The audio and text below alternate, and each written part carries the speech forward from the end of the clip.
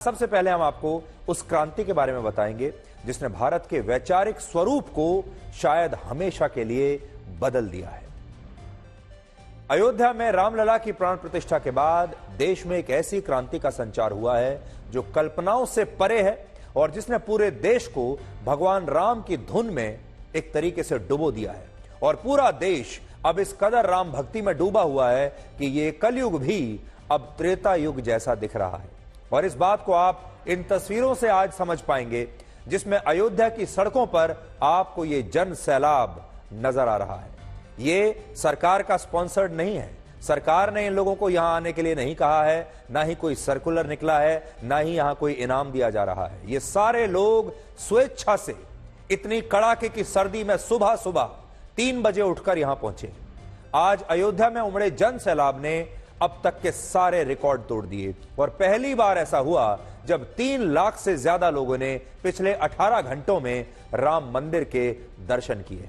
और इस समय भी जब हम आपको यह खबर दिखा रहे हैं तब भी अयोध्या में एक अनुमान के मुताबिक 6 लाख से ज्यादा लोग रामलला के दर्शन करने का इंतजार कर रहे हैं, जबकि अगले 2 से 3 दिनों में 15 लाख से ज्यादा लोगों के दूसरे राज्यों से और उत्तर प्रदेश के ही दूसरे जिलों से अयोध्या पहुंचने का अनुमान है और यह संख्या इससे कम नहीं बल्कि ज्यादा ही हो सकती है। अमेरिका की एक नई रिपोर्ट के मुताबिक आने वाले दिनों में अयोध्या दुनिया की सबसे बड़ी धार्मिक नगरी बन जाएगी, जहां हर वर्ष लगभग 5 करोड़ लोग राम मंदिर में दर्शन करने के लिए आएंगे।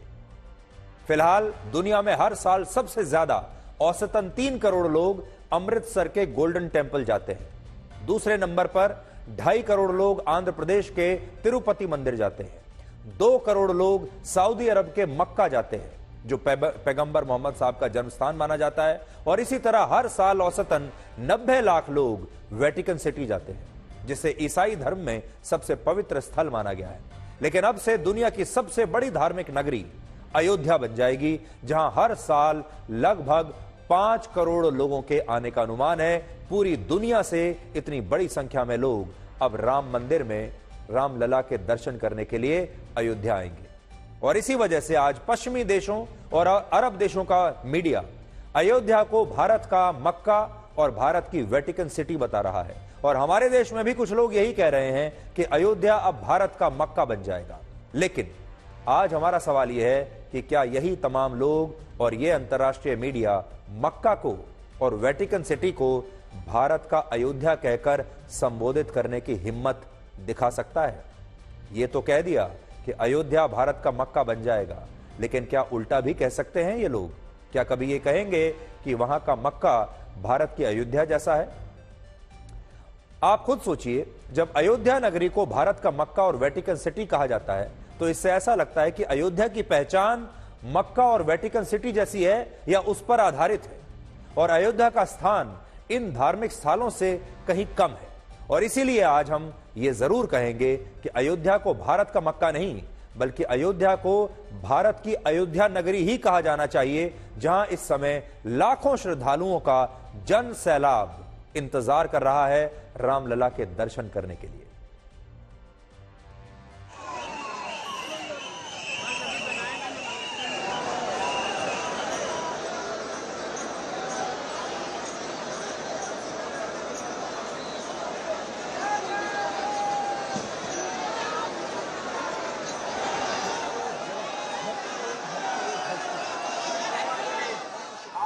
श्रद्धालुओं से सादर अनुरोध है कि आप कृपया करके अपनी अपनी साइड पे चलें, रोड पे न खड़े हो।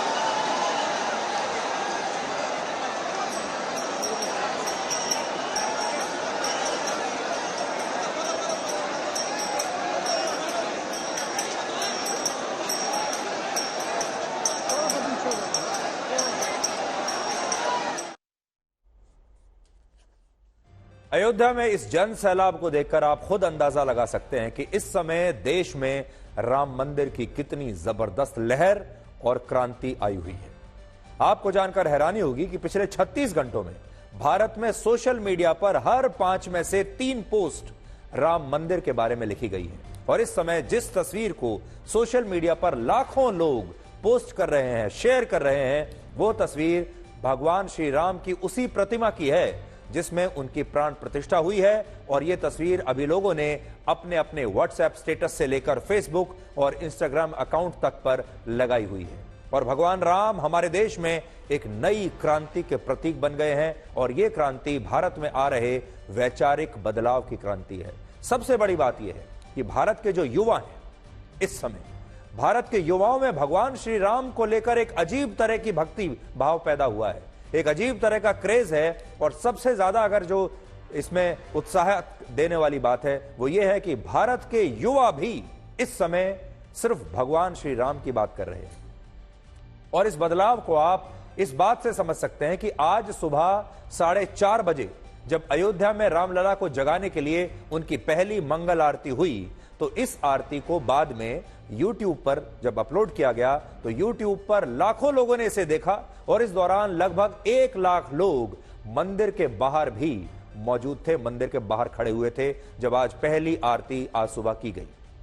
मंदिर ट्रस्ट का कहना है कि हर रोज इसी तरह से भगवान राम की 6 बार आरती की जाएगी, जिसमें पहली आरती सुबह 4:30 बजे होगी और अंतिम आरती रात को 8:30 बजे होगी। और सबसे दिलचस्प बात यह है कि अब इंटरनेट पर भारत के लोग ये सर्च कर रहे हैं कि वो भगवान श्री राम की इस आरती में कैसे शामिल हो सकते हैं।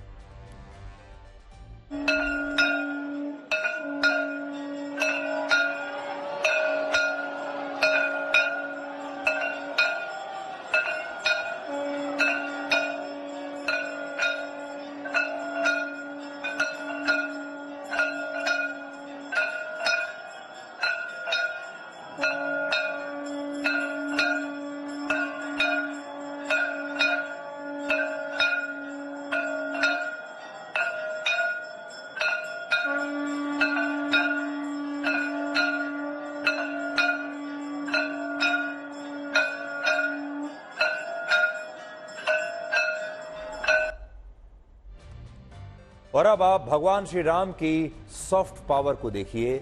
और वो सॉफ्ट पावर यह है कि पूरी दुनिया में 12 से ज्यादा देश अपनी संस्कृति के स्मरण में भगवान राम को स्थान देते हैं और ये किसी और धर्म में आपको नहीं मिलेगा।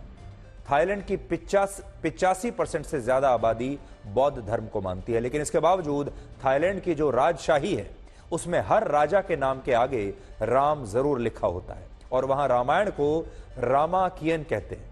और थाईलैंड में भी अयोध्या की तरह अयुथ्या नाम की एक जगह है। इसी तरह इंडोनेशिया भी एक मुस्लिम बाहुल देश है, लेकिन इसके बावजूद इंडोनेशिया की संस्कृति में भगवान श्री राम का विशेष स्थान है और वहां रामायण को काक्विन कहा जाता है। नेपाल से भी भगवान राम का गहरा नाता है और रामचरितमानस में नेपाल के जनकपुर को उनकी ससुराल बताया गया है। और म्यांमार में भी रामायण का संस्करण मौजूद है जिसे यमा जात दोव कहते हैं। और Sri Lanka, Malaysia, Philippines, Cambodia, Laos, Japan और यहां तक कि चीन में भी भगवान श्री राम को विशेष स्थान दिया गया है। अब सोचिए, ये सारे वो देश हैं जहां के लोग बचपन से ही भगवान श्री राम के बारे में और उनकी कहानी को सुनते हुए बड़े हुए हैं। इसलिए सोचिए, जब इन देशों के लोगों को अयोध्या में राम मंदिर के बारे में पता चलेगा तो क्या ये लोग भी भगवान श्री राम की जन्मस्थली अयोध्या में भगवान श्री राम के दर्शन करने के लिए नहीं आना चाहेंगे? जरूर आना चाहेंगे। और असल में भगवान राम की सॉफ्ट पावर ऐसी है कि आज पूरी दुनिया में लोग इंटरनेट और ट्रैवल वेबसाइट्स पर अयोध्या को सर्च कर रहे हैं और वो ये जानना चाहते हैं कि वो अयोध्या कैसे जा सकते हैं। उदाहरण के लिए अमेरिका की एक ट्रैवल वेबसाइट पर ही एक बहुत बड़ी ट्रैवल वेबसाइट है जिसमें अमेरिका के 22.5% लोग, अरब और मुस्लिम देशों के 22.2% लोग, कनाडा के 9.3%, नेपाल के 6.6% और ऑस्ट्रेलिया के 6.1% लोगों ने अयोध्या के बारे में सर्च किया है। और ये लोग अयोध्या आने की इच्छा जता रहे हैं और इसी से आप भगवान राम की इस ग्लोबल सॉफ्ट पावर को समझ सकते हैं। और जब प्राण प्रतिष्ठा पूरी हुई भगवान राम के मंदिर में, सिर्फ भारत में उत्सव नहीं मनाया गया, पूरे विश्व में इसका उत्सव मनाया गया है। पूरे विश्व में लोगों ने राम ज्योति जलाई है और पूरे विश्व के लोग इस मौके पर उत्सव मना रहे थे। तो दुनिया भर में कैसे जय श्री राम के नारे इस समय गूंज रहे हैं और ये हर भारतीय के लिए एक गर्व करने का क्षण है। और जैसा कि हम आप सबको लगातार नॉन स्टॉप कवरेज के दौरान भी ये बताते आ रहे हैं कि आज से एक नए युग की शुरुआत है, जब हर भारतीय को अपनी संस्कृति पर, अपनी पहचान पर और सनातन धर्म पर गर्व करने का मौका उसे मिला है। और गर्व करने की ये जो भावना है, ये पहले से कहीं ज्यादा मजबूत होकर इस बार बाहर आई है।